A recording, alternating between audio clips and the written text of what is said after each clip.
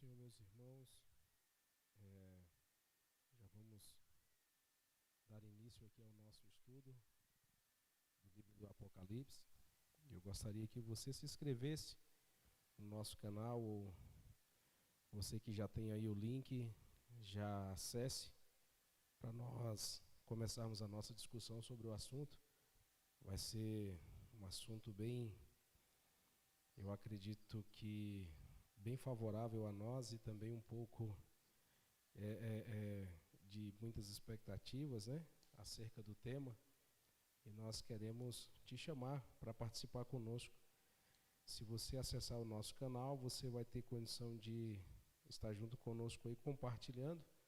Tem o nosso chat aí, você pode estar fazendo as suas perguntas, tirando as suas dúvidas, e aqui ao longo da nossa conversa, nós vamos estar esclarecendo, vamos estar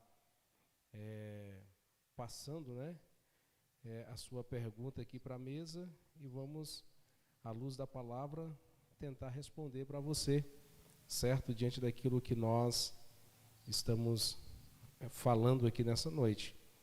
Então, eu te convido aí, acesse o nosso canal, vamos lá, Setor Betel. Já está conosco aqui a irmã Alessandra, o irmão José Roberto, a irmã Vânia, o irmão João Marques, lá do Panorama, irmã Vânia do Panorama, irmã Isânia também do Panorama. Paz do Senhor, que Deus abençoe vocês. Eles estão falando que o volume está baixo aí, aumenta um pouco o nosso volume do microfone. Isso, nós estamos aqui já atendendo ao pedido dos irmãos. Irmão Roberto Brilhante, Diácono Roberto Brilhante, tá, melhorou aí? Os irmãos já dizem se ficou bom o volume. Amém? Opa, já temos aqui um retorno. Já temos 11 pessoas aqui participando. Nós somos bem mais, né?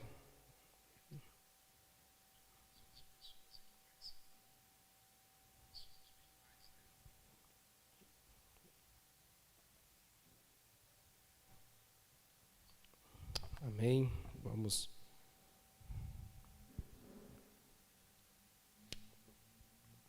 Está conosco aqui na mesa o presbítero Carleandro, o presbítero Natan, o diácono Felipe. Esses serão os homens que irão tirar as suas dúvidas. Pode perguntar para eles, que eles estão preparados para responder, certo? O nosso mediador aqui, o nosso mediador será o presbítero Carleandro. Ele estará conduzindo esse tema de hoje, que é visão panorâmica do livro de Apocalipse. Opa!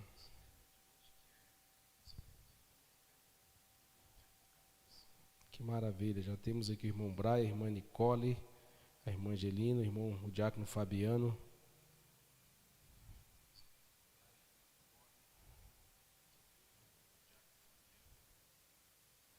Vamos lá, nós vamos começar a falar. Se você puder já acessar, ainda dá tempo. Se você já tem aí as suas perguntas, prepare, porque nós vamos agora fazer uma oração e vamos dar início a esta temática que vamos trabalhar nessa noite.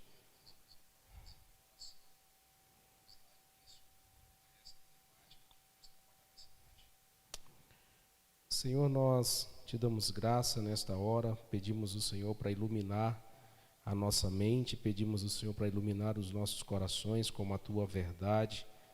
Pai, projetando em nós a tua sabedoria, a sabedoria que vem do alto, a sabedoria que vem de ti. Pai, nós estamos diante de um cenário onde se faz necessário falarmos, ó Pai, acerca desses acontecimentos à luz da sua palavra. E aqui nós estamos, ó Senhor, com este propósito, para semear a palavra que aviva, a palavra que traz consolo, a palavra que traz esperança, a palavra que traz refrigério para o coração da tua igreja.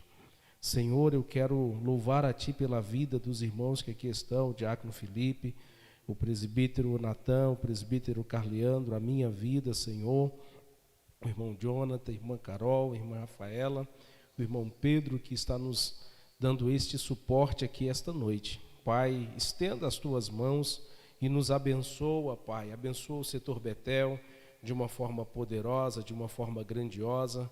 Senhor, despertando o Teu povo para este momento onde iremos compartilhar da Tua palavra, compartilhar da Tua verdade. Pai Santo de misericórdia, nos abençoa nesta noite, nos inspira nesta noite com a Tua inspiração. Em nome de Jesus eu te peço e te agradeço. Amém e amém. Aleluia. Com a palavra, presbítero Carleandro, já chamando a sua atenção para participar conosco.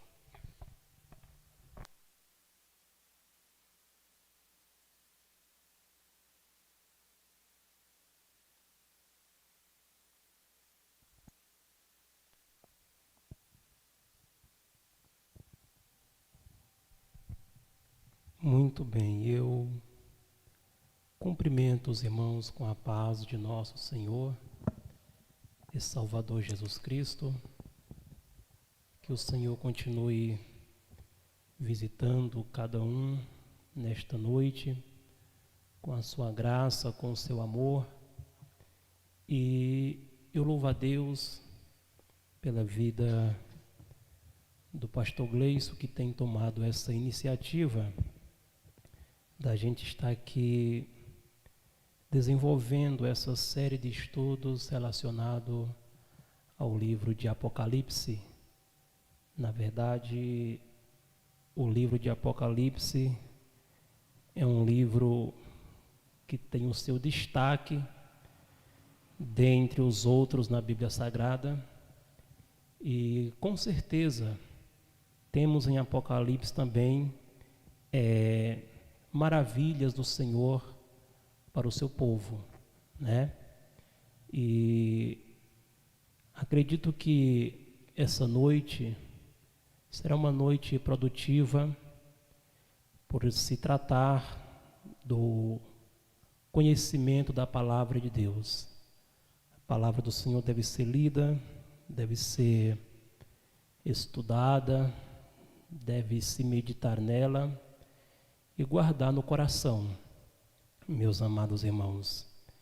Então, peço também a sua disposição, né, em querer participar desse trabalho, desse momento tão maravilhoso. E, na verdade, a gente aprende também uns com os outros. Acredito que você, mandando a sua pergunta, iremos, conforme a palavra de Deus, procurar aí dar uma resposta satisfatória, né? Eu glorifico a Deus porque temos aqui o pastor Gleison, um homem entendido nas Escrituras Sagradas. Temos aqui também os meninos ali da ETAD, né? Fazem curso de teologia, e isso é muito importante. Tem até gente na igreja que não é muito com esse negócio de teologia, irmãos. Na verdade, a gente percebe, né, irmãos, ainda um pouco sem interesse por essa área, né, teologia. Agora a gente precisa ter assim um certo cuidado, irmãos, porque não podemos olhar para a teologia como aquilo que esteja fora da Bíblia. Porque, para os irmãos terem uma ideia, a própria Bíblia é um livro puramente teológico.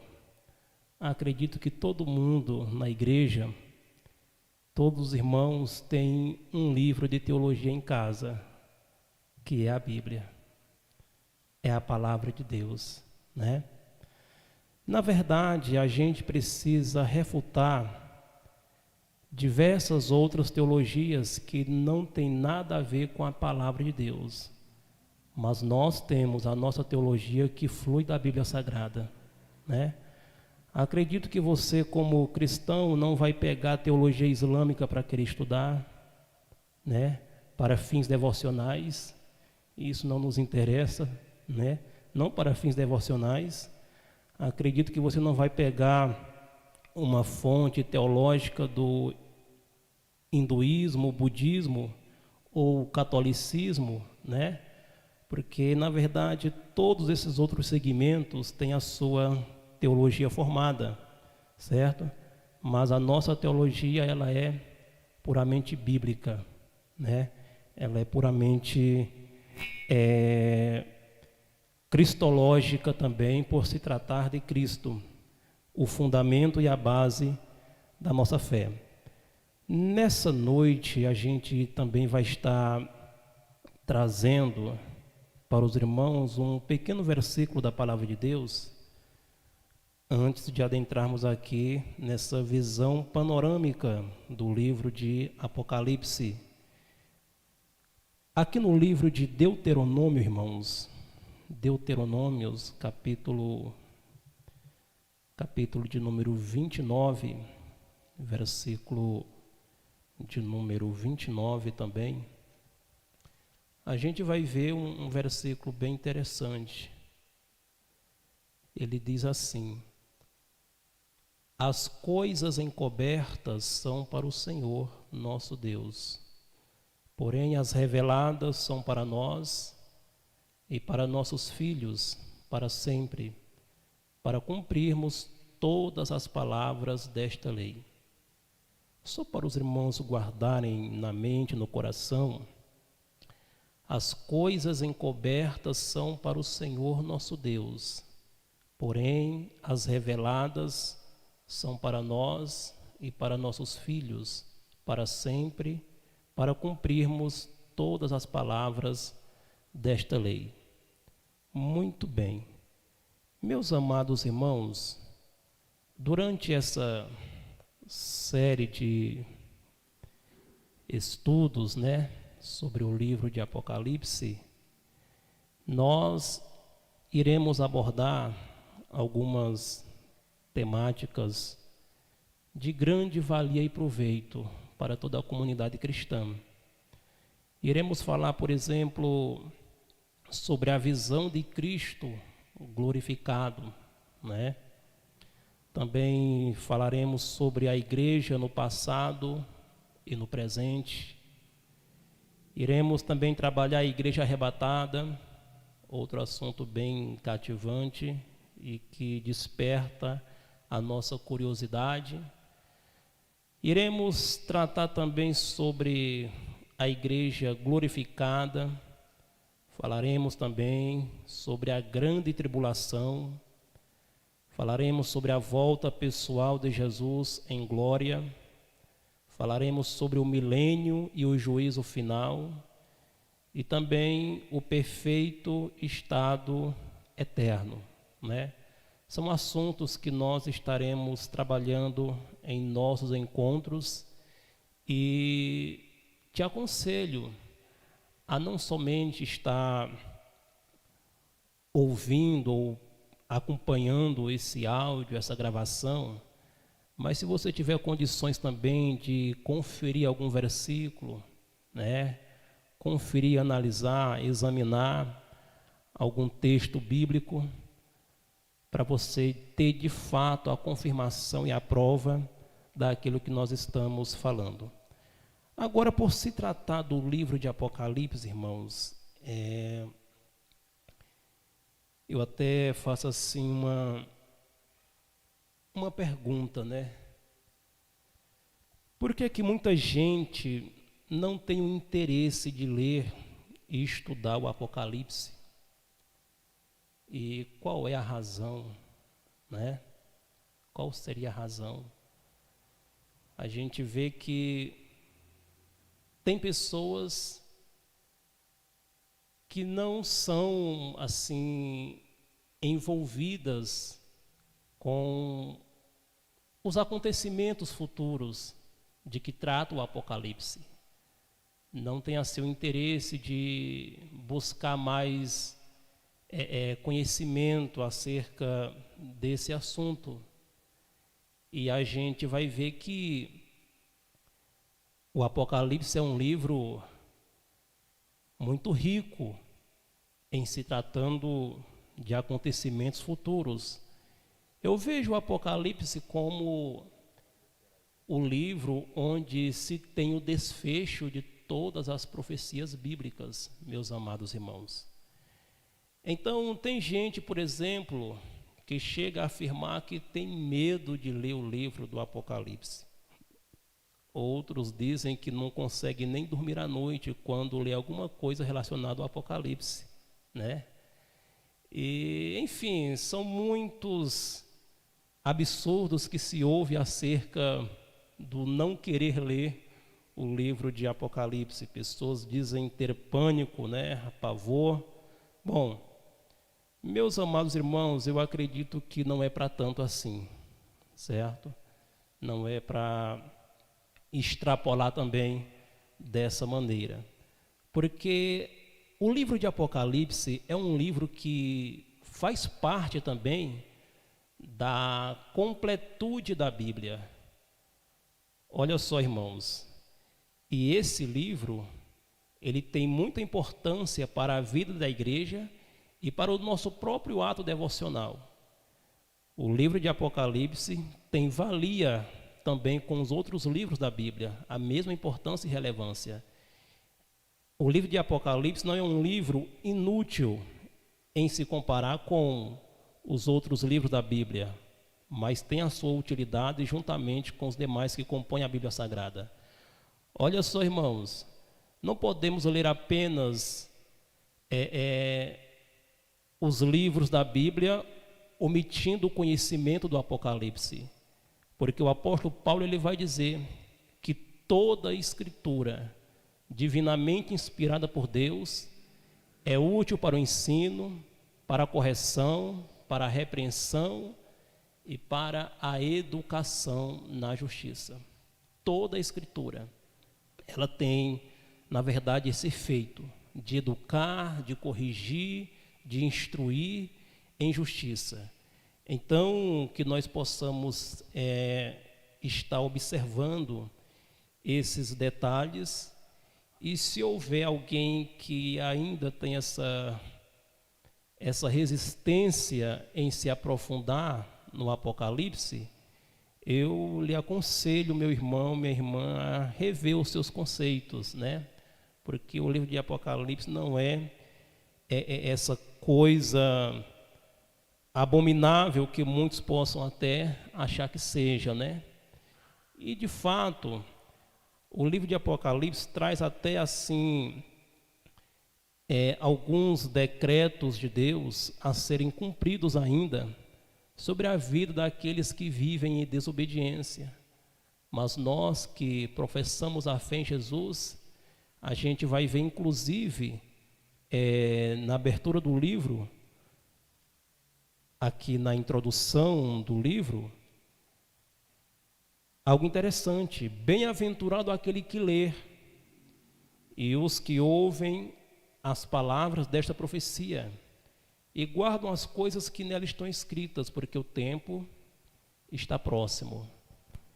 O tempo está próximo. Então, se você ler, medita e toma esse livro como uma base para a sua devoção, eu creio que você é um bem-aventurado. Eu creio que você é uma pessoa feliz, meu irmão e minha irmã.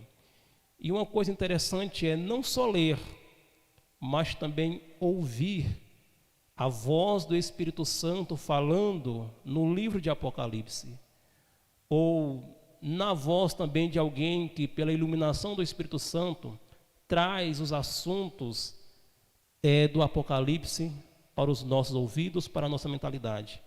E também precisamos guardar em nossos corações, devemos guardar em nossos corações. Bom, se porventura tiver algum irmão que já queira fazer alguma pergunta, tem, né? Eu ouvi dizer que já tem pergunta aí, e a gente vai procurar está respondendo dentro das normativas bíblicas, irmãos. Que Deus nos abençoe. Nós temos uma pergunta aqui, feita pela irmã Rafaela. Qual o propósito do livro de Apocalipse? Vamos lá? Eu deixo para a mesa. O que é que vocês me dizem aí? Qual o propósito do livro de Apocalipse? Vamos interagindo. Você pode fazer a sua pergunta, assim como a irmã Rafaela. Se porventura você não quer que cite o seu nome, a gente também não cite. Não iremos citar. Mas, por via, se você quiser, a gente vai falar também o seu nome. E é pertinente a pergunta. Qual o propósito do livro de Apocalipse? Os irmãos aí estão com a liberdade para estar falando. Cumprimento os irmãos com a paz do Senhor, utilizando como fonte para a resposta da nossa irmã Rafaela, eu vou utilizar aqui a Bíblia de Estudos Pentecostal, que nos traz que o propósito deste livro são 3. O primeiro propósito é referente às cartas às 7 igrejas do Apocalipse, que revelam que ocorriam graves desvios no padrão bíblico da verdade e retidão, segundo o Novo Testamento. E muitas igrejas da Ásia, João escreve da parte de Cristo para repreender a transigência e pecado dessas igrejas e chama-las ao arrependimento e ao seu primeiro amor. Então, o primeiro propósito que nós vemos aqui de Deus para com João é escrever as cartas às igrejas da Ásia, que são comparadas às igrejas do presente século a qual nós estamos vivendo. E a maioria delas estavam distante do propósito de Deus. E com isso, João escreve a cada uma dessas 7 igrejas, tendo como objetivo que essas igrejas voltassem ao primeiro amor, se arrependessem dos seus atos que estavam totalmente distantes do propósito real de Deus para a sua igreja. O segundo propósito deste livro, tendo em vista a perseguição resultante do endeusamento do imperador, o livro de Apocalipse foi enviado às igrejas para fortalecer-lhes a fé, firmeza e fidelidade a Jesus Cristo, e encorajar os membros a serem vencedores e permanecerem fiéis até a morte. O segundo propósito da carta, como acredito que não precisa discorrer, explicar sobre a leitura que eu fiz, tinha como esse propósito de tirar de cena o endeusamento que havia para o imperador ali daquela época e trazer coragem para a igreja, para as igrejas, a confiarem em Deus, a depositarem a sua fé e a sua esperança em Deus, a ponto que, se preciso fosse, eles permanecer fiéis até a morte. Esse era o segundo propósito de Deus com o livro de Apocalipse revelado a João. E o terceiro e último propósito, finalmente, foi escrito para dar aos crentes de todas as eras a perspectiva divina do férreo conflito entre eles e as forças conjuntas de Satanás. Nessa revelação do desfecho da história, o Apocalipse revela principalmente os eventos dos últimos 7 anos antes da segunda vinda de Cristo, quando então Deus intervirá neste mundo e vindicará seus santos, derramando sua ira sobre o reino de Satanás. A isto segue-se-á a segunda vinda de Cristo. Esse é o terceiro e último propósito, e eu faço uma observação estudando o livro de Apocalipse, alguns têm ele como um livro que vai trazer um objetivo central de arrebatamento da igreja. Mas, na verdade, esse livro tem o propósito de, como o presbítero Carleandro vai aqui discorrer, de primeiramente, Jesus fez questão de se apresentar a João como um Cristo glorificado. Eu não vou entrar muito nesse assunto, porque vou deixar para o Carleandro.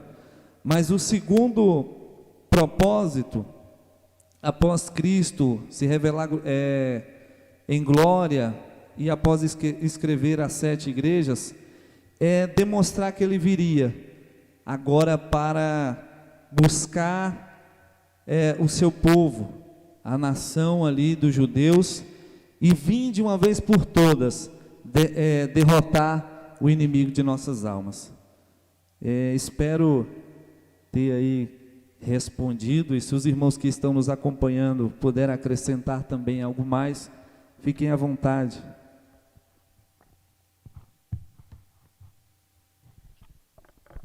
Glória a Deus. Cumprimento a todos com a paz do Senhor. O propósito do livro de Apocalipse é exatamente isso que o presbítero Natan já decorreu aqui, juntamente com o presbítero Carleandro, mas a gente já pode tirar de primeiro momento o versículo 1, capítulo 1, né, e o verso 1, revelação de Jesus Cristo. Ou seja, um livro de Apocalipse é um livro de revelação, né, e o seu real significado em grego vai ser retirar-se o véu, ou seja, aquilo que estava encoberto, né, foi descoberto, né, e Jesus, sendo esse instrumento para as nossas vidas, ele nos revelou, né, ele trouxe orientações futuras, né, para que a sua igreja venha se preparar, para que a sua igreja venha se posicionar como tal, né, como noiva de Cristo. E tendo essas orientações futuras, né, escritas no livro de Apocalipse, ou seja, tem um propósito também, que a gente podemos observar, que é a preparação espiritual. Cristo nos revela as coisas que vai acontecer no futuro, né, já para a gente se preparar espiritualmente para enfrentar. E como os irmãos aqui já falou, o livro de Apocalipse é um livro que traz algumas dúvidas à mente da igreja, né? Ela já tira assim de primeiro momento pelo nome, né? Apocalipse, tragédia, né? Ou alguma coisa grave que vai acontecer, mas muito pelo contrário, né? É uma coisa que veio para abrir os nossos olhos. Não é à toa que o livro de Apocalipse vai ter várias promessas de vitórias, né? Vai vir como, vai ressaltar em nossas vidas uma confiança em Deus, né? Ele vai mostrar a soberania de Deus, né? As vitórias que Deus vai ganhar e a sua igreja vai estar junto. A atuação também de Jesus em favor dos seus filhos, em favor da igreja, e a necessidade do preparo espiritual que temos que ter. Então, esse é um propósito básico, né, que a gente pode destacar do livro de Apocalipse. Essa é uma revelação futura para que a igreja se prepare espiritualmente para enfrentar, para que a igreja também tenha uma visão de quem é o nosso Deus, é um Deus soberano, um Deus que esteve sempre no controle de todas as coisas, um Deus que esteve sempre no controle da igreja. E isso o Apocalipse vai deixar esses propósitos, né, bem claro, né, a soberania de Deus e o controle de Deus sobre todas as coisas. Muito bem, irmãos. Graças a Deus, né, porque os irmãos puderam aí ver, entender o propósito desse livro, a importância, a relevância do livro do Apocalipse. E é um livro que também, como propósito que ele tem, a gente vai ver que é despertar muito, bastante, a nossa fé e trazer a nós a iluminação daquilo que esperamos e almejamos em Cristo, né, irmãos? Então, eis a razão da gente também estar envolvidos com o estudo desse livro. Bom, a temática que mais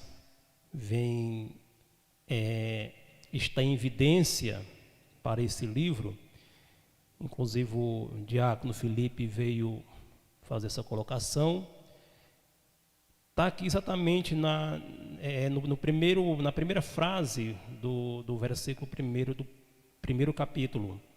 Revelação de Jesus Cristo. Revelação de Jesus Cristo, né? Na verdade, Apocalipse é uma palavra que flui do grego, vem do grego e significa revelação, ou tirar o véu para ver o que está por trás, né? Aquilo que está encoberto. Então, esse é um conceito básico para a palavra Apocalipse, né? Que é revelação e que vem mais precisamente do idioma grego. Irmãos, a data desse livro, a escrita, né? Os acontecimentos que vieram à tona para o velho João, isso se deu por volta do ano 90, 95 da era cristã. Na verdade, nessa época, ainda havia um apóstolo vivo, um dos que fez parte do colégio dos 12, né? Que foi o velho João, já muito avançado em dias, né? Em anos, uma idade já bem avantajada, mas um homem de profunda intimidade com Deus, experiência com o Senhor, e a gente vai conhecer João sendo o apóstolo do amor, né, irmãos? Muitas vezes nós vamos ouvir essa frase a respeito de João, o apóstolo do amor. E João, ele sofreu, como os demais cristãos, uma série de perseguições por parte do Império de Roma, ali já nos primeiros anos, primeiros séculos da igreja primitiva. João, como os demais, também sofre castigos por pregar o evangelho, mas castigos impostos pelo Império de Roma, né? Na época de João, por exemplo, por volta do ano 90, 95, Diocleciano, ele comandava, era o chefe do Império de Roma, e a gente vai ver que João, ele foi exilado na ilha de Patmos, justamente pelo imperador de Roma, porque João dava testemunho da palavra de Deus, dava testemunho do amor de Deus, e a gente, lendo também, acompanhando alguns relatos da tradição, antes que João fosse exilado ali na ilha de Patmos, pegaram ele e jogaram dentro de um caldeirão de óleo quente, caldeirão cheio de óleo fervente, né? Na ótica humana seria impossível, irmãos, alguém sair dessa situação com vida, seria impossível, né?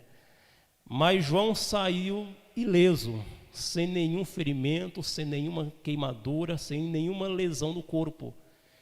Isso se explica por um milagre, né?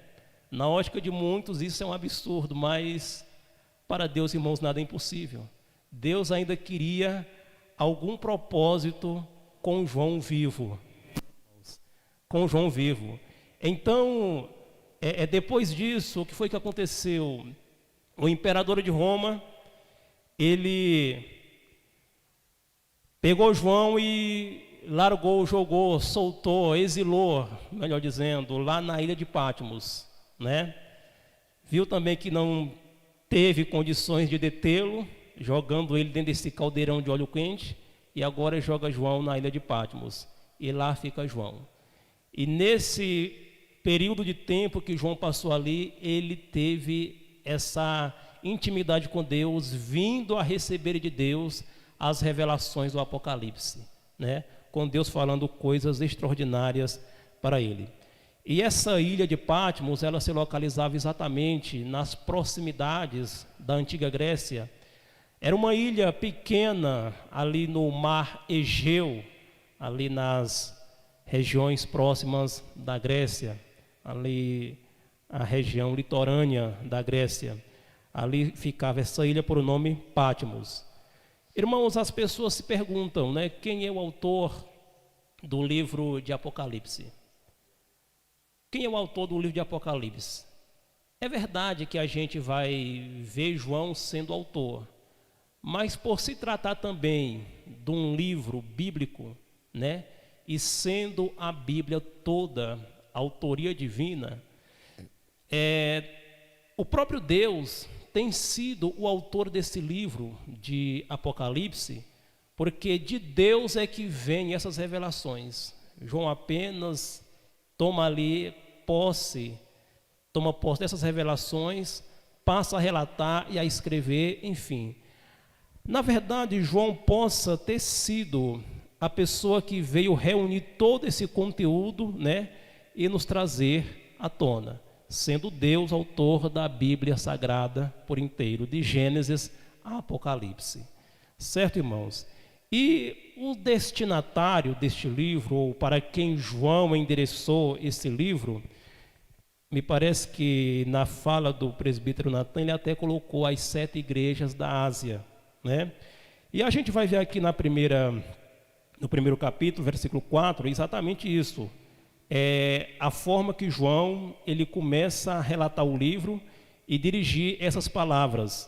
João, às 7 igrejas que estão na Ásia, graça e paz seja convosco da parte daquele que é e que era e que há de vir, e da dos 7 espíritos que estão diante do seu trono. Então aqui ele já coloca aqui um destino, as 7 igrejas que estão na Ásia. Amém? Mais alguma pergunta? Nós temos aqui uma pergunta do irmão Giliardi, e a pergunta dele é: o livro de Apocalipse é todo simbólico? O que é que acontece com a mensagem do livro de Apocalipse? Quando nós olhamos na sua divisão, nós vamos ver que a primeira parte dele é uma carta endereçada a 7 igrejas. Ela é uma missiva, uma epístola, nos seus primeiros capítulos, capítulo 1, 2, 3, que está falando para as igrejas da Ásia. E na sua sequência, ela vai falar sobre fatos alegóricos, não é? E, por último, ele vai falar da sua revelação. Sendo assim, o livro de Apocalipse, ele não é todo simbólico. Ele é um livro que contém cartas direcionadas, é um livro que tem figuras de linguagem quando fala dos 7 selos, dos cavalos, e a revelação quando fala da volta iminente de Cristo Jesus. Então, esta é a minha resposta para a pergunta do irmão Giliardi. Se os irmãos da mesa puderem corroborar com mais ênfase naquilo que ele perguntou, eu agradeço aí e já passo a oportunidade para a mesa.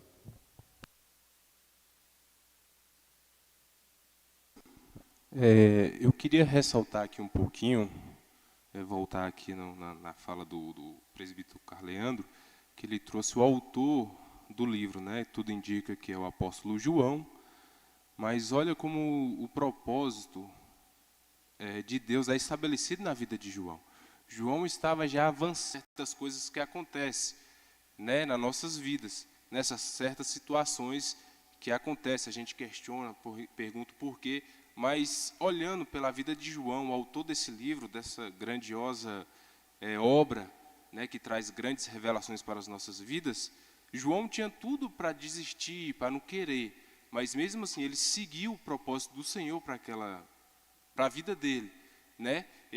Era necessário ele passar aquele tempo na ilha de Patmos, né, os 4 anos ali como prisioneiro, para ter essa grande revelação, né, do livro de Apocalipse, ou seja, os propósitos do Senhor para as nossas vidas. A gente tem que, eu abro esse espaço aqui, fugindo até um pouquinho do tema, para a gente se ligar nos propósitos do qual o Senhor tem para as nossas vidas, né? Propósito de bênção, propósito que vai fazer a gente crescer e contribuir para que outros cresçam também. Nós temos uma outra pergunta feita pelo diácono Fabiano. Qual a relação do livro de Apocalipse com o livro de Daniel? Quem pode me ajudar aqui com esta pergunta?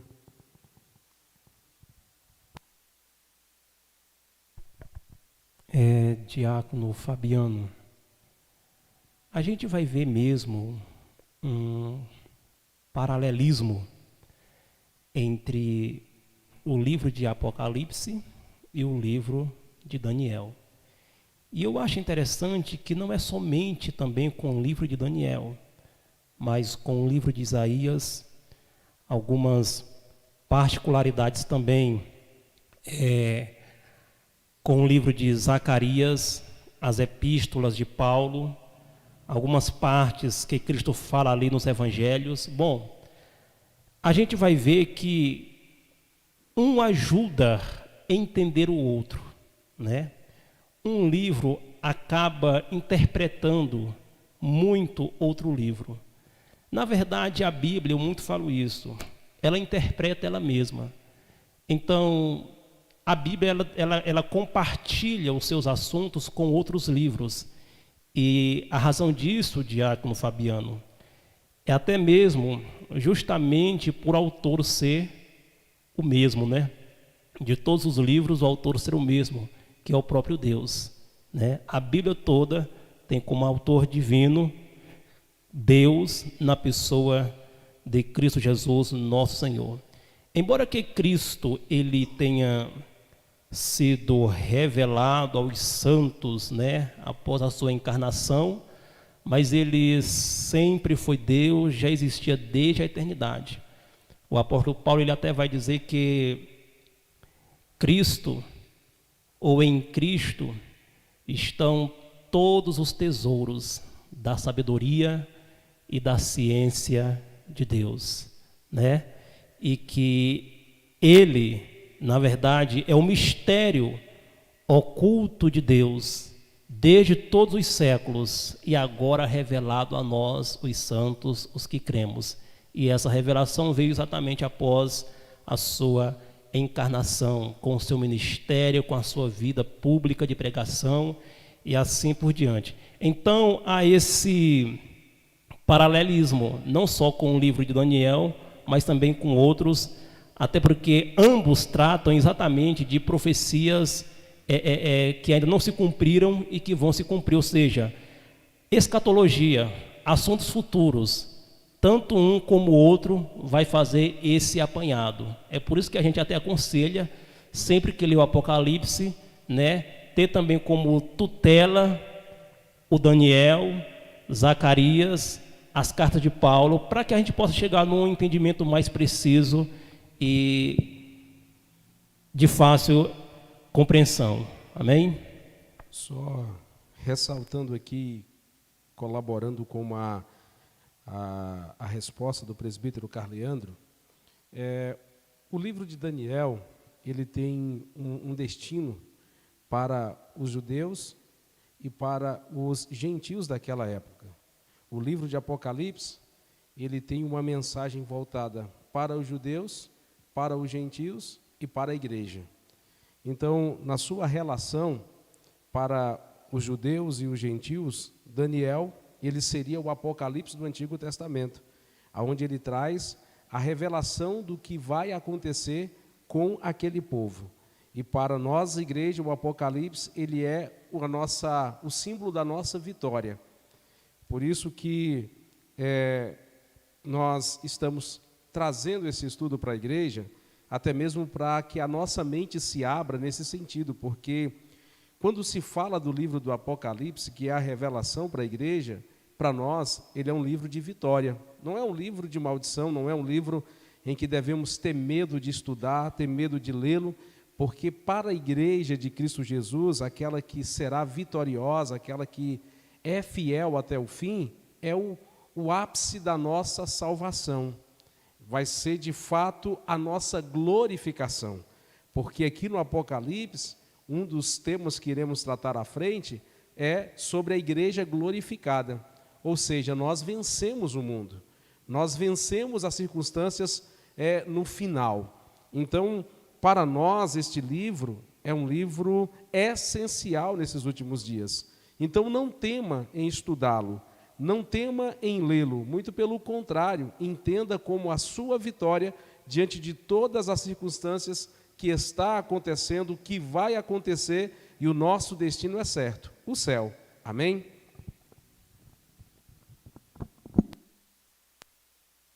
Em questão a relação do livro de Apocalipse, né, ao livro de Daniel, é o profeta que tem mais referência, né, no livro de Apocalipse com o livro de Daniel.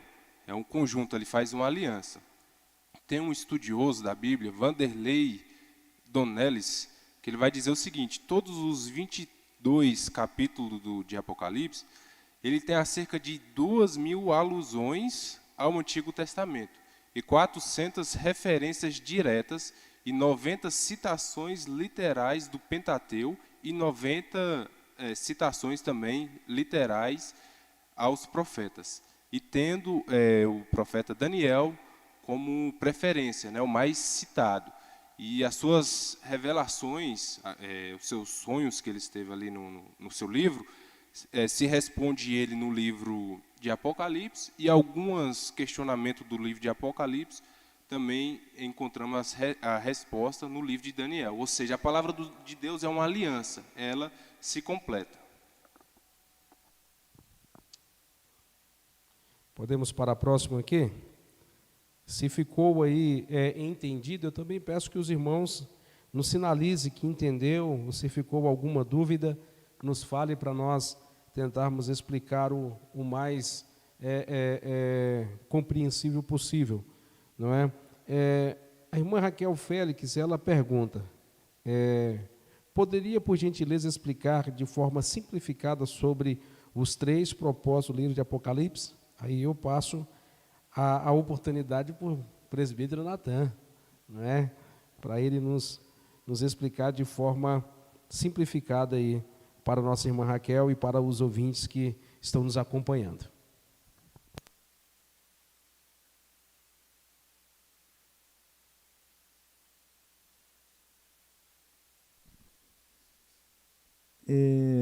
Eu não sei se eu analisei direito aqui, mas eu acho que eu tinha colocado no chat que iria colocar eram 3 propósitos.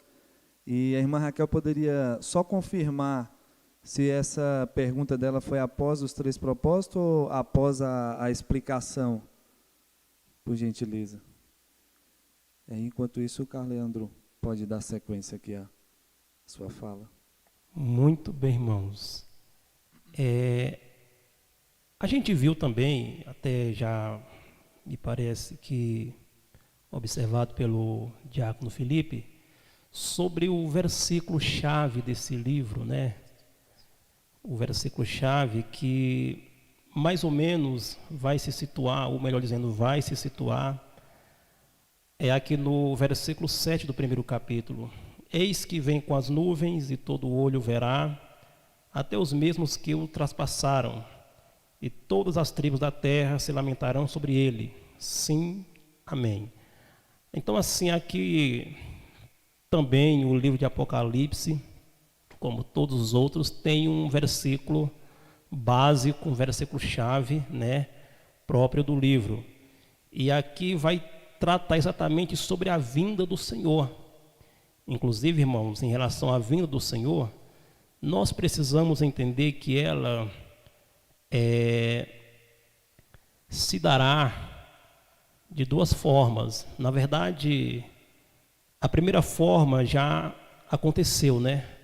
Quando Cristo veio com o propósito do Calvário, para ser martirizado, ser morto, ser ressuscitado, enfim, para garantir a nossa eterna salvação.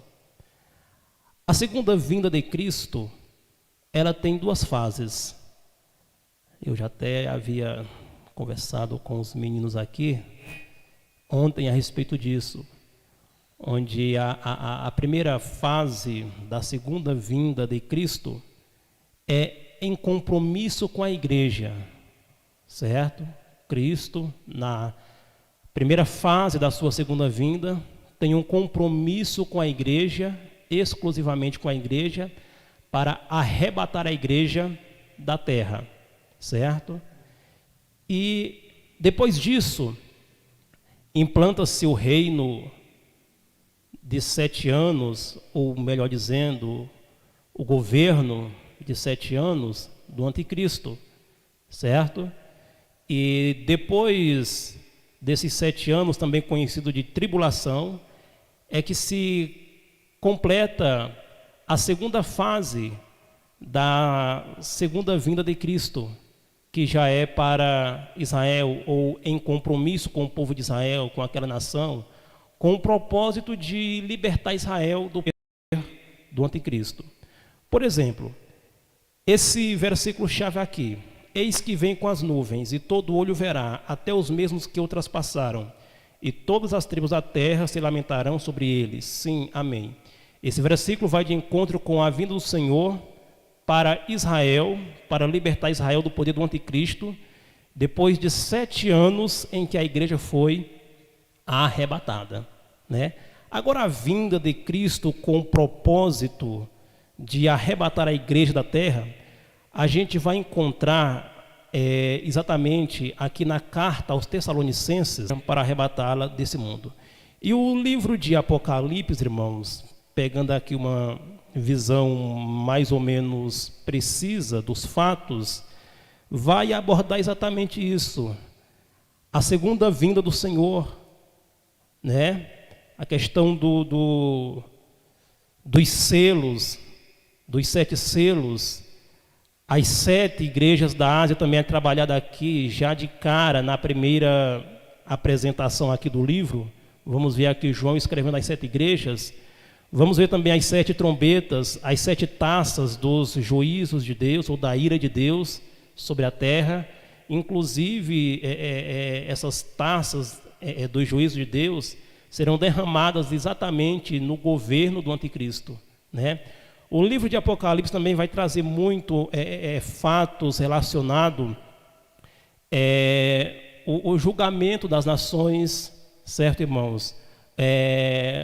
O momento em que o anticristo vai procurar formar um exército para combater contra o povo judeu, guerrear contra o povo judeu, e a gente vai ver que aqui começa a chamada batalha do Armagedon, né?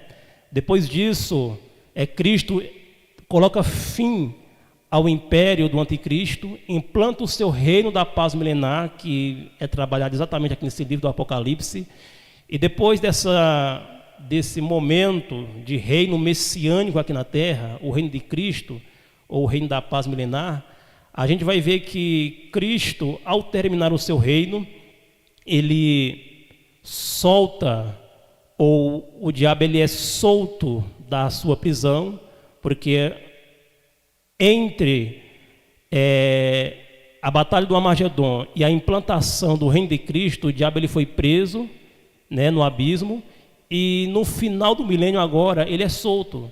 A Bíblia Sagrada em Apocalipse vai tratar desse fato, de que ele é solto com o propósito de enganar algumas nações. Até porque aqui entra um outro detalhe interessante, irmãos.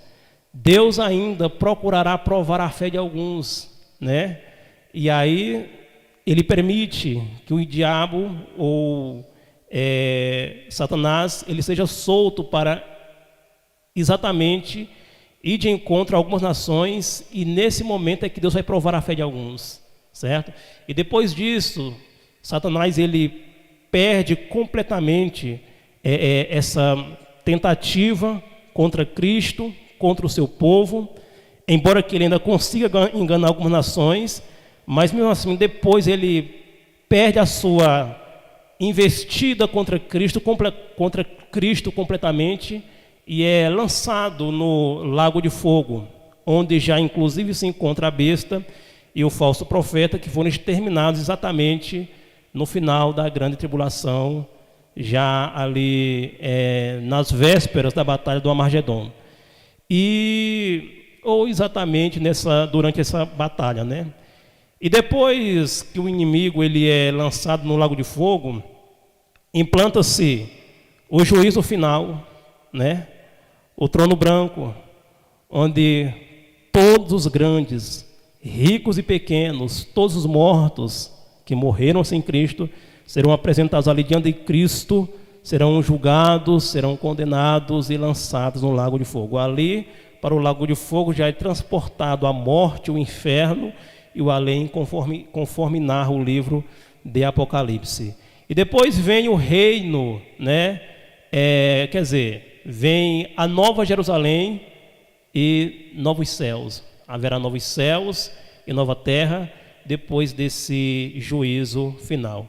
Assim a gente vai estar compreendendo em pormenores todo esse assunto durante os nossos encontros. Aqui foi apenas uma visão mais ou menos precisa, né, uma visão panorâmica acerca desse assunto relacionado ao livro de Apocalipse.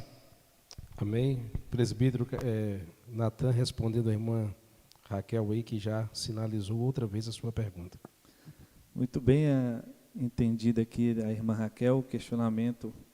Ela pede para a gente tentar resumir aqui em 3 palavras aquilo que eu falava aqui sobre o propósito do livro, que são começa a falar das cartas às igrejas, com o propósito da igreja se arrepender e voltar ao primeiro amor. Como os irmãos já foi falado, o livro de Apocalipse, ele é o fechamento e contém a última mensagem de Cristo à sua igreja. E ele tem como base também esta referência dessa última mensagem, enfatiza muito a respeito da sua volta, como está em Apocalipse 22:20, que fala, certamente venham sem demora. E tentando aqui resumir em 3 palavras, dá-se a entender no propósito do livro, é como se pelos evangelhos nós fomos levados a crer em Jesus Cristo, pelas suas epístolas nós somos levados a amá-lo, e pelo Apocalipse somos levados a esperá-lo. Ou seja, um dos propósitos das cartas é Cristo trazer novamente a atenção da igreja, a fidelidade, a confiança da igreja nele. E o propósito das suas epístolas é que a igreja seja fiel e ame ao Senhor, a ponto de talvez esse amor ser confirmado, a ponto de sermos fiéis até a morte. E, por último, Jesus vem trazendo essa revelação, dando ênfase para que a igreja o espere, mas o espere em santidade, o espere em fidelidade à sua palavra. E como eu até mandei mais cedo no grupo, eu gostaria de fazer a leitura novamente de Apocalipse capítulo 1, versículo 3, que diz assim: bem-aventurado aquele que lê e os que ouvem as palavras dessa profecia e guardam as coisas que nelas estão escritas, porque o tempo está próximo. Então, espero ter aí conseguido aí atingir o alvo e conseguido aí esclarecer de maneira resumida a resposta da nossa irmã. Se o pastor também, os irmãos aqui quiserem complementar. Eu posso só contribuir dizendo que dentro desses 3 propósitos, em uma rápida palavra, seria a restauração da vida espiritual, quando o Senhor Jesus direciona João para escrever as 7 igrejas da Ásia, a perseverança, quando vai falar dos acontecimentos que precedem um fim, e a esperança, quando vai dizer sobre a promessa de herdarmos uma nova terra. Então, eu posso simplificar tudo o que o presbítero Natan falou dentro dessas 3 palavras: avivamento, perseverança e esta condição de ter a plena convicção que Deus está preparando para nós um lugar nos céus e volta para nos buscar. Amém? Espero aí ter conseguido passar também a informação para a nossa irmã Raquel. A irmã Cristiane, ela faz um comentário aqui, falando assim: respondendo à pergunta inicial do pastor Gleison, eu dificilmente leio o livro de Apocalipse porque fico conturbado por não entender a maioria dos relatos. A pergunta foi a mesma que o presbítero Carleandro iniciou dentro da sua fala, né? Justamente até para a gente conseguir aqui discorrer do assunto, que foi a seguinte pergunta: por que muitos não têm interesse de ler e estudar o livro de Apocalipse? Essa foi a pergunta. A irmã Cristiane, ela nos deu aqui a sua contribuição dizendo que, pelo fato de ser para ela difícil entender, não é, os fatos que estão acontecendo ali, e que torna conturbado o seu entendimento por não entender todas as diretrizes. É justamente por isso que nós estamos com esse propósito, iniciamos esse propósito, para trazer uma facilitação para o seu entendimento, para o entendimento do cristão, acerca das últimas coisas. Note que Jesus, em Mateus, ele já vinha alertando a igreja, ou alertando aqueles que viriam após a sua morte e ressurreição, sobre os eventos dos últimos dias. E na palavra de Jesus, no Sermão do Monte, é muito mais perigoso aquilo que ele fala do que o que está acontecendo no livro de Apocalipse. Porque ele vai trazer uma narrativa de séries de coisas que iriam acontecer totalmente distintas ao tempo em que ele fala. Morte, nação contra nação, reino contra reino, pais matando filhos, filhos matando pais, peste, fome, assolações.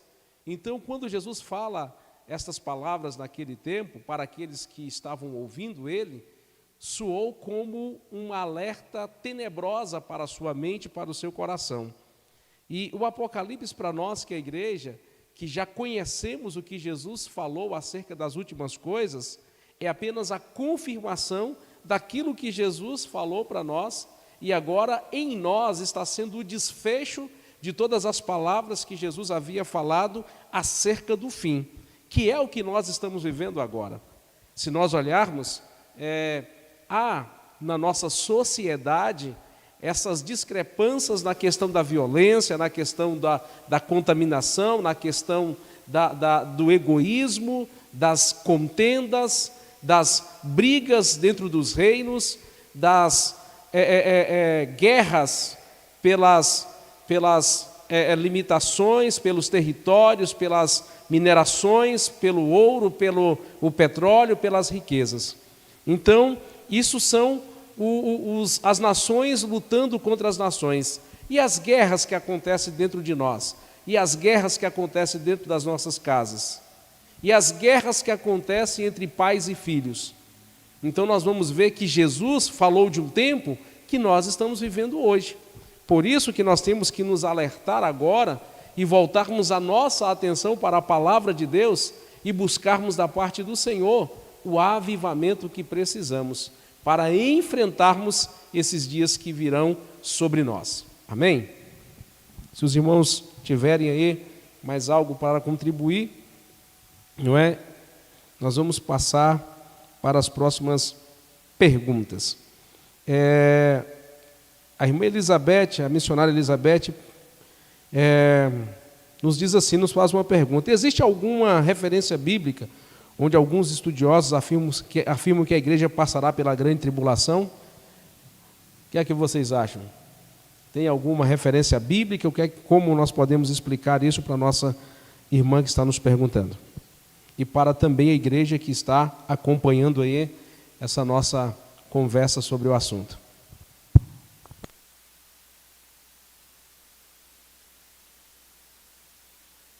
Muito bem, irmã Elizabeth.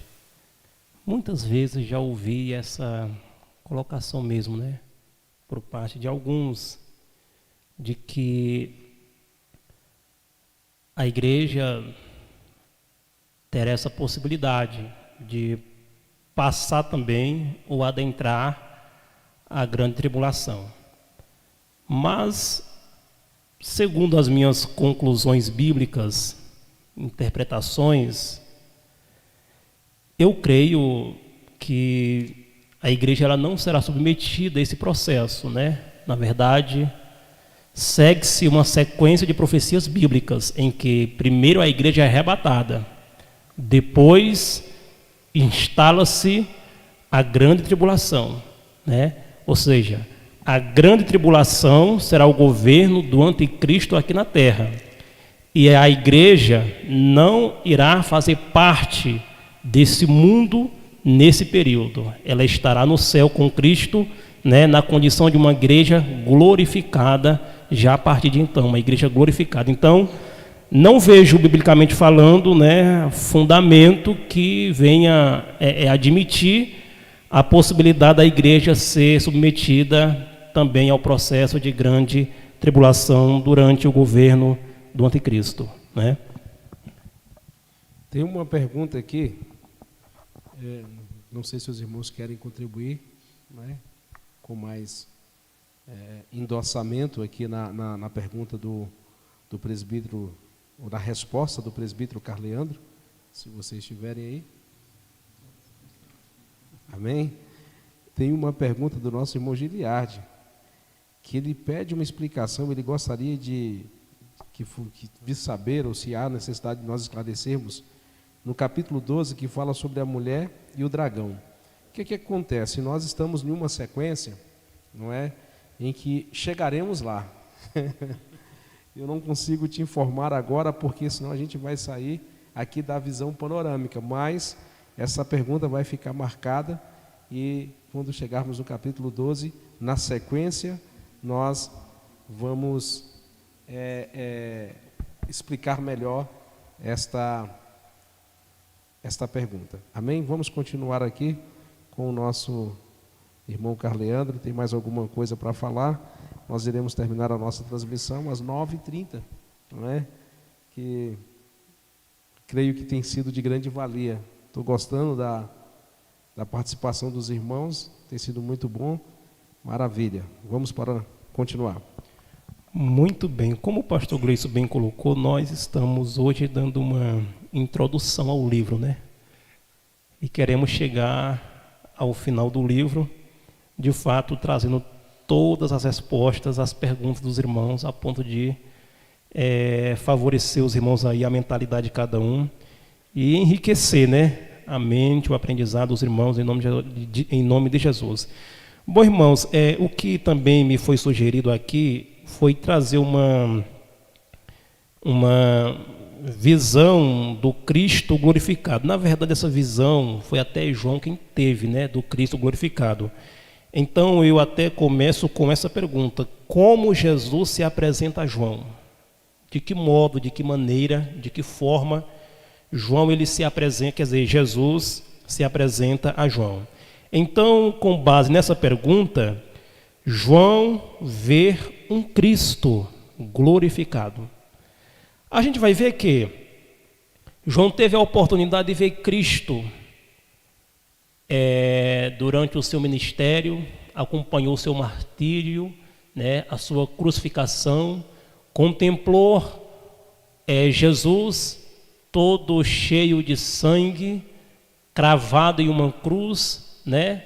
Ele pôde contemplar Jesus em condições naturais e humanas, percorrendo norte a sul, ali na antiga Palestina, quando ele sentia a importância de ir até a Judeia, anunciar os oráculos de Deus. Ele saía da Galileia e ia a pé até a Judeia, pegando aquele sol castigante, pegando poeiras nos pés, enfrentando diversas situações naturais ali durante o seu ministério. Então, nessas condições, João pôde contemplar Jesus.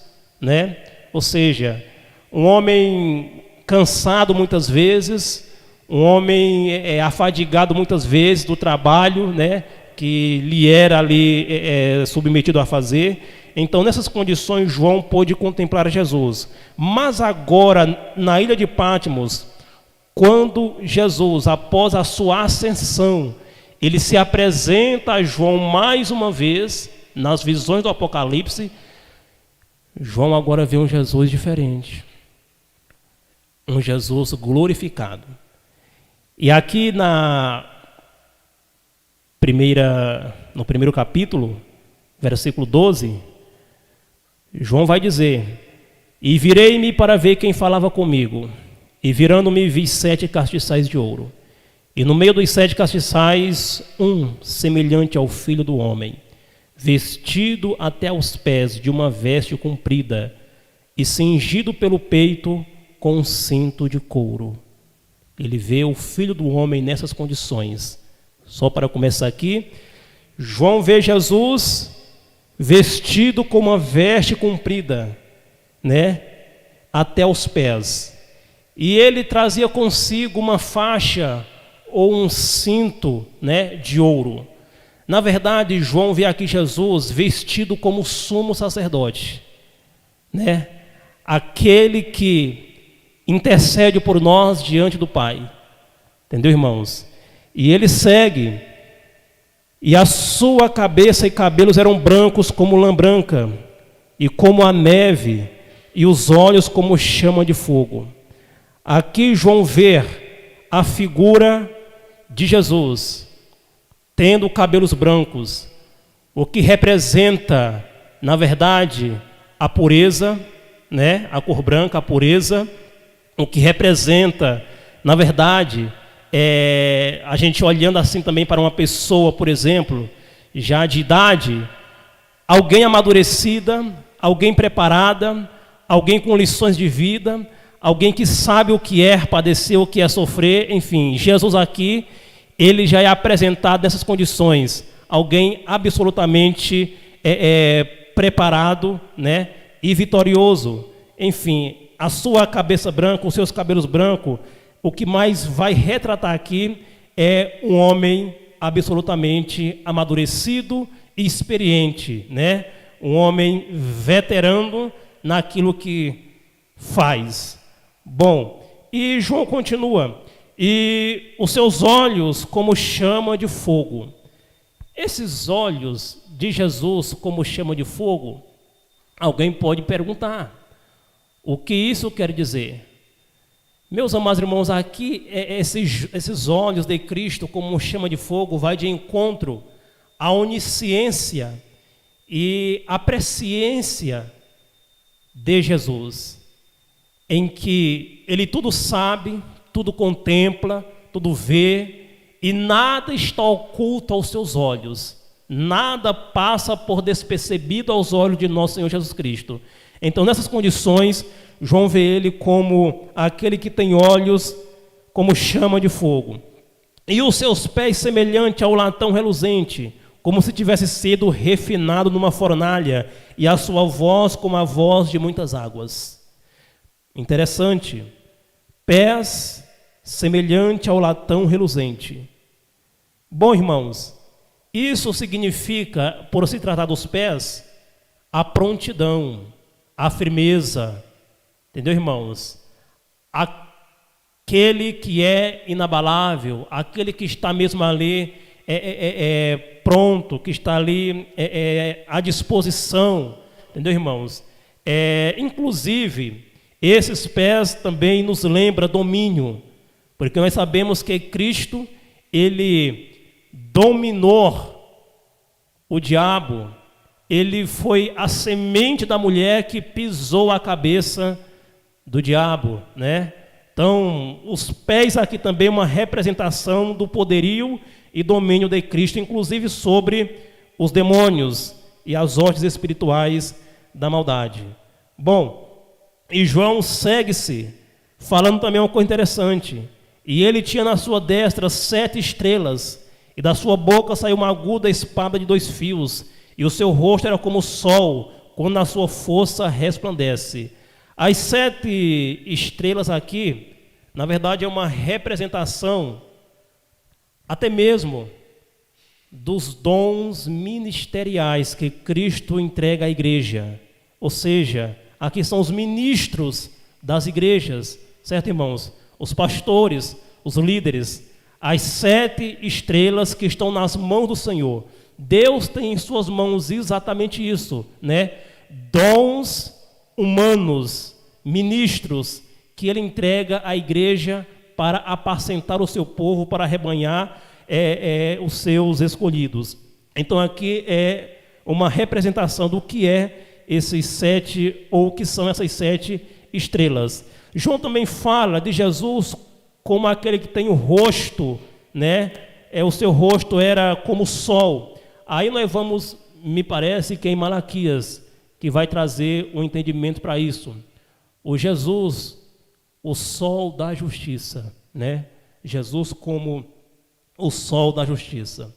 E assim João traz essa visão, né, de um Cristo agora glorificado e vitorioso, inclusive sobre a morte, porque no versículo 18 a gente vai ver Jesus falando,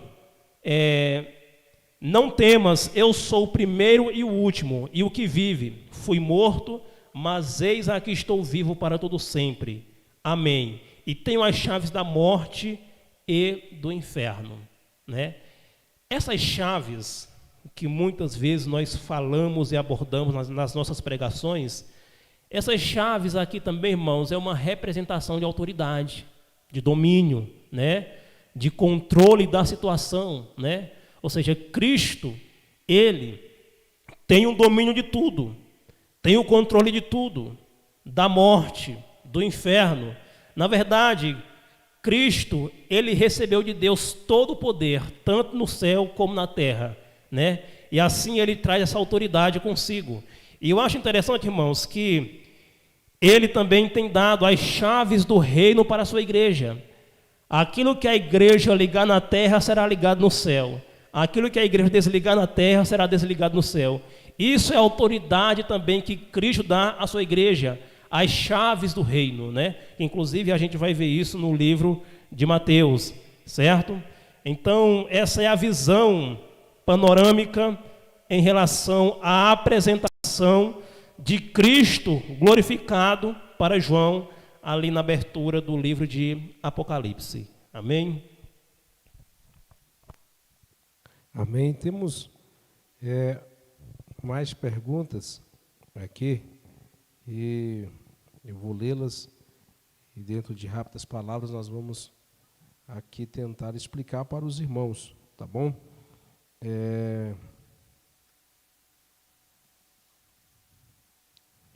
Nós temos aqui, a irmã Raquel já expressou que entendeu, o irmão Roberto corroborando aqui também com a questão da pergunta que a missionária Elizabeth fez. Em Mateus 24:30, só escolhidos verão a segunda vinda do Senhor Jesus e todos os povos da terra o verão. Em Apocalipse 1:7, todos os povos da terra verão ou só a nação de Israel? A pergunta do diácono Roberto é essa. Em Apocalipse 1:7, todos os povos da terra verão ou só a nação de Israel verá a volta de Jesus? Se nós puderem explicar em rápidas palavras, que já temos só 4 minutos para concluir. Muito bem. Aí a gente volta um pouquinho quando eu tratei sobre a vinda do Senhor, né? A sua segunda vinda, que será em 2 fases. Quando se trata da primeira fase, na segunda vinda, aqui a gente vê Jesus em um compromisso para arrebatar a igreja. Nesse episódio, só os escolhidos o verão, ninguém mais. E não vão só ver, mas antes de o ver, ouvirão o soar de uma trombeta, né? Inclusive, isso vai além daqueles que estão vivos em Cristo, mas daqueles que estão mortos em Cristo também, ou que morreram em Cristo. Eles vão ouvir, né, o soar dessa trombeta e vão ser ressuscitados. Então, só verão a Cristo no arrebatamento da igreja aqueles que morreram nele e aqueles que estão vivos nele, né? Aí, e ninguém mais terá esse privilégio de ver o Senhor, a não ser a igreja glorificada, ou que será glorificada, né, quando Cristo voltar. Somente a igreja irá ver o Senhor. E a igreja, irmãos, ela não é composta apenas daqueles que estão aqui nessa terra, mas a igreja, ela é somada, né, desde o seu nascedouro, com todos os que ali na Galileia viveram com Cristo, caminharam com Cristo. Com esses também a igreja é formada. E também com aqueles que já morreram. Na verdade, esses que ficaram para trás, que morreram com Cristo, formam também a igreja. Então, nós que estamos vivos também formamos uma única igreja. Então, é esse povo que verá o Senhor. Agora, na segunda fase da sua segunda vinda, quando ele vem em compromisso com Israel e para libertar Israel do poder do anticristo, aí sim, os judeus, povos ímpios, nações ímpias irão contemplar esse grande dia. E o próprio Senhor voltando para pôr um limite ao governo do anticristo. Espero que eu tenha explicado e não complicado. Amém, irmãos? Deus abençoe. Nós temos aqui uma outra pergunta da nossa irmã Poliana, no mesmo nível do que o irmão Giliardi nos fez, que é no capítulo 13, versículo 11, fala que a besta emerge sobre a terra e que possuía 2 chifres. Parecia um cordeiro, mas falava como um dragão. O que essas características significam e por que esses 3? Irmã Poliana, mais uma vez, né? Obrigado pela pergunta. Nós teremos condições de explicá-la melhor e a gente vai estar reservando ela aqui para nós falarmos no capítulo 13, tá bom? Porque a gente vai dentro de uma sequência. Se assim nós o fizermos, nós vamos estar pulando a sequência das ordens e acaba que vai surgir mais perguntas em capítulos diferentes que a gente ainda não chegou neles. Mas guarde a sua pergunta e a gente vai estar dando um valor especial para ela, porque vamos também te responder. A irmã Elizabeth Souza também, novamente, faz uma pergunta aqui. Não sei se ainda chegará esse parâmetro ou esse questionamento. É cabível ao debate de hoje, mas, resumidamente, qual o paralelo entre as 70 semanas de Daniel e o livro do Apocalipse? Eu acredito que a gente consegue responder essa aqui também em rápidas palavras, e iremos também concluir. Amém?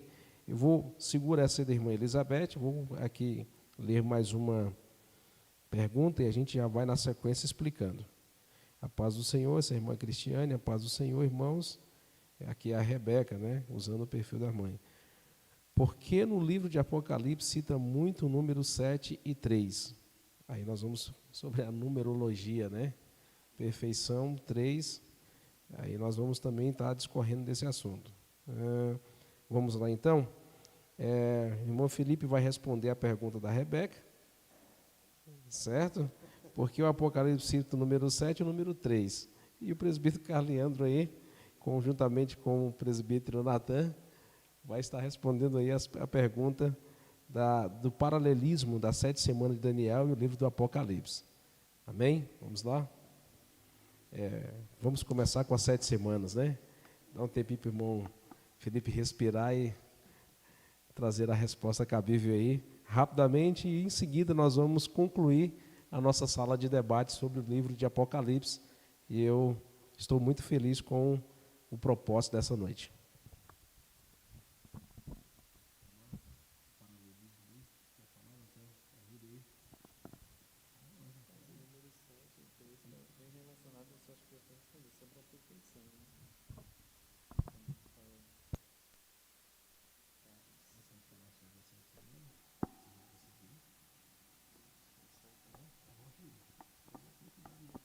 Muito bem. As 70 semanas de Daniel, né? Na verdade, é um assunto até complexo, né? Para a gente ter que abordar. Mas, assim, irmãos, é muito representativo também, muito relevante, escatológico. E assim, Daniel, ele, em uma visão, o anjo fala para ele que 70 semanas estão determinadas para o povo dele, para os judeus. E a gente vai ver algo interessante, que aqui há 3 divisões: 7 semanas, 62 semanas e mais uma semana, né? Ou seja, a última semana seria aí a 70ª semana de Daniel.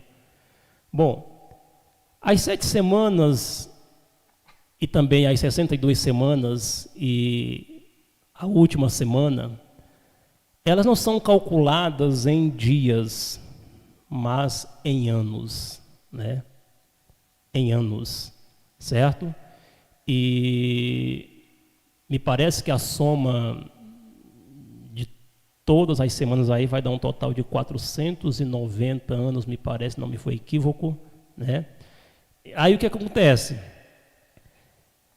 As 7 primeiras semanas de anos que Daniel vê ali, começa quando o rei Ciro, ele decreta que os judeus regressem do cativeiro e venham restaurar Jerusalém, ou venham ali edificar a cidade, que inclusive havia sido destruída pelo imperador babilônico, certo? Aí, esse período, ele é composto por 7 semanas, mais de anos, ou seja, que constitui a restauração dessa cidade. Aí, depois, inicia-se, já no final dessa construção, dessa edificação e restauração de Jerusalém, aí inicia-se mais 62 semanas, que vai até o Messias, certo, irmãos? Que vai até o Messias, né? Ou seja, se cumpre no Messias, certo? Ali, Cristo, ele se revela, ele se encarna, ele morre, ele padece, bom, e logo ele retorna à sua glória celestial. Mas tem ainda uma semana. Em que momento se situa essa última semana, que é em anos? E essa está até mais fácil, irmãos.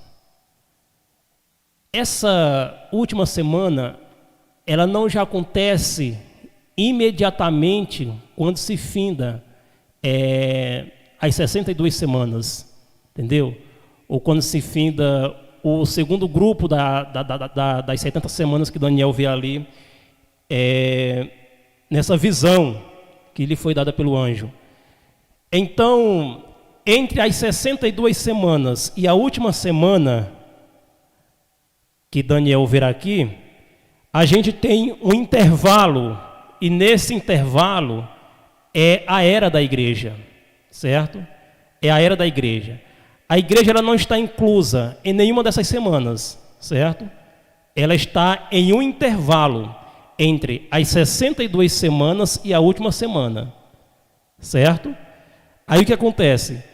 A última semana, que é uma só, essa última semana, ela é de 7 anos e constitui o reino ou o governo do anticristo sobre a face da terra, certo? Então, só recapitulando rapidinho, as 7 primeiras semanas foi para restaurar Jerusalém, que estava destruída pelo Império Babilônico. As 62 semanas, aí começa, finalizando essa restauração de Jerusalém até a vinda do Messias, certo? Aí depois disso inicia-se o intervalo para que possa se chegar logo à última semana, que é a 70ª semana. Nesse intervalo está a igreja atuante. Depois que a igreja é arrebatada, aí inicia-se a última semana de Daniel. Entendeu, irmãos? É um assunto bem relevante. Sobre a numerologia que a irmã Rebeca perguntou, 7 e 3, para a gente encerrar aqui a nossa sala de debate. Amém. De fato, o número 7, ele é repetido várias vezes, né? Cerca de 54 vezes no livro de Apocalipse. Ele vai falar de 7 igrejas, né? 7 espíritos, 7 7 estrelas, 7 lâmpadas, 7 selos, 7 chifres, e assim vai, né? 7 olhos. De fato, vai ter muito número 7. Mas o real significado das 7 igrejas, né? Dos 7 trovões, 7 taças, cada um tem um significado singular. Porém, o número 7, né? Basicamente falando, vai ser o número da perfeição, o número da plenitude, né? Um exemplo. Esse livro de Apocalipse, ele é endereçado a 7 igrejas. É certo afirmar que naquele tempo não existia somente 7 igrejas. Teria mais igrejas naquele momento, né? Onde essa carta, esse livro foi escrito. Porém, o número 7, tendo a sua plenitude de número perfeito, ele expande essa carta para todas as igrejas, né? Ou seja, o número 7 é um símbolo da plenitude, né? Não é só um número, 7 igrejas. Imagina só se essa carta, né, endereçada para essas 7 igrejas, destinada a essas 7 igrejas, ficasse só entre elas, né? Aí não teria muito valor. Mas o número 7, como eu já expliquei o significado, né, plenitude, completo, ele se completa nesses aspectos, né? Sejam 7 igrejas, mas a nossa igreja aqui no setor Betel também está inclusa dentro dessas 7 igrejas referente ao livro de Apocalipse, né? Então, irmã Rebeca, para não confundir, né? Eu particularmente vou estudar mais um pouquinho para trazer uma definição mais correta. Mas, de fato, o número 7, ele tem várias vezes repetido aí no livro de Apocalipse, há cerca de 54 vezes, né? E tem esse significado aqui, esses objetos aqui singular, né? Que vai falar de 7 pragas, 7 cabeças, 7 montanhas, 7 reis. Isso aí com o tempo a gente vai se aperfeiçoando aí.